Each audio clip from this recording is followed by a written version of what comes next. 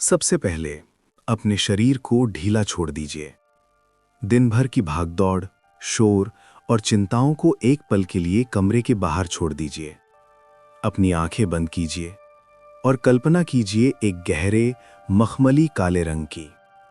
आज मैं आपको एक ऐसी यात्रा पर ले चलूंगा जो शुरू तो धरती से हुई थी, लेकिन जिसका कोई अंत नहीं है। सोचिए, साल 1977 का एक सुहावना दिन है। फ्लोरिडा के तट पर एक रॉकेट खड़ा है। उसके अंदर एक छोटा सा यात्री बैठा है। उसका वजन एक छोटी कार जितना है, लेकिन उसका हौसला पहाड़ से भी बड़ा है। उसे पता है कि आज वो धरती को छोड़ रहा है, हमेशा हमेशा के लिए। इंजन स्टार्ट होता है। आग और धुएं के बीच वो आसमान का सीना चीरते हुए ऊपर उठता है। धीरे धीरे धरती का नीला रंग छोटा होता जाता है और अंतरिक्ष का काला सन्नाटा उसे अपने गले लगा लेता है। ये यात्री अकेला नहीं जा रहा। हमने उसे खाली हाथ विदा नहीं किया। वैज्ञानिकों ने उसे एक तोहफा दिया है। उसके सीने से चिपका हुआ है एक सोने का रिकॉर्ड। ये सिर्फ एक डिस्क नहीं है, ये हम हैं। ये पूरी मानवता की एक याद है। सोचिए, उस घने अंधेरे में उस रिकॉर्ड के अंदर बंद हैं बरसात की रिमझिम आवाज, समुंदर की लहरों का शोर, हवा का संगीत और एक मां की लोरी। उसमें मोजार्ट का संगीत है और भारत का शास्त्रीय संगीत भी।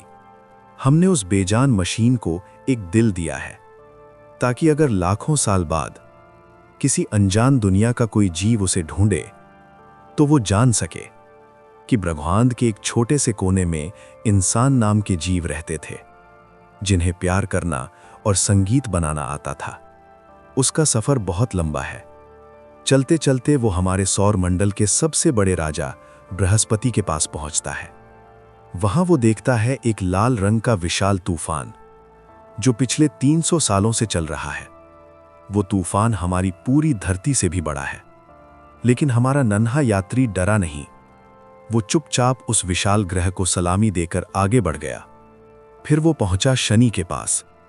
उसने देखा कि कैसे बर्फ और धूल के करोड़ों टुकड़े एक खूबसूरत रिंग बनाकर शनि के चारों तरफ नाच रहे हैं। वो नज़ारा इतना शांत और सुंदर था कि मानो समय वहीं रुक गया हो।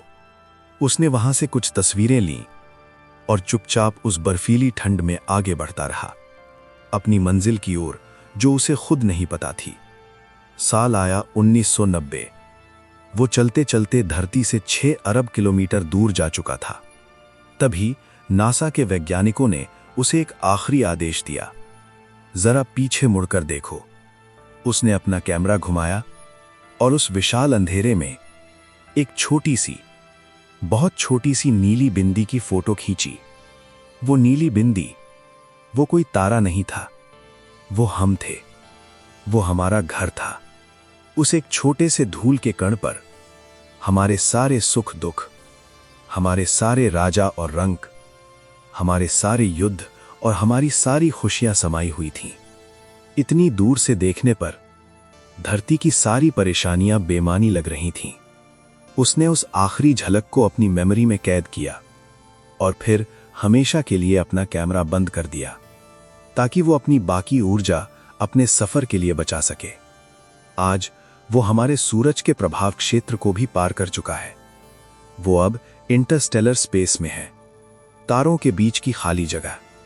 वहां हवा नहीं है, वहां रोशनी बहुत कम है, तापमान -200 डिग्री से भी नीचे है, लेकिन वो अभी भी चल रहा है 17 किलोमीटर प्रति सेकंड की रफ्तार से, बिना थके, बिना रुके।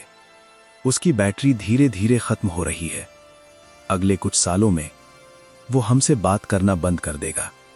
वो पूरी तरह खामोश हो जाएगा, लेकिन वो मरेगा नहीं। वो एक टाइम कैप्सूल बनकर इस अनंत ब्रह्मांड में करोड़ों सालों तक तैरता रहेगा। जब शायद धरती भी नहीं रहेगी, तब भी वो सोने का रिकॉर्ड सितारों के बीच हमारा वजूद बचाए रखेगा। उस यात्री के पास न कोई नफरत है, न कोई चिंता, न कोई जल्दबाजी। उसके पास सिर्फ एक अंतहीन शांति है। जैसे वो मशीन शांत है, वैसे ही आप भी अपने मन को शांत कर लीजिए। ब्रह्मांड बहुत बड़ा है और हमारी चिंताएं बहुत छोटी। उस यात्री की तरह बस बहते रहिए, खामोशी के साथ। कुछ समझ में आया? यही तो कहानी है। मैं बात कर रहा था वॉयेजर 1 की। शुभ रात्रि।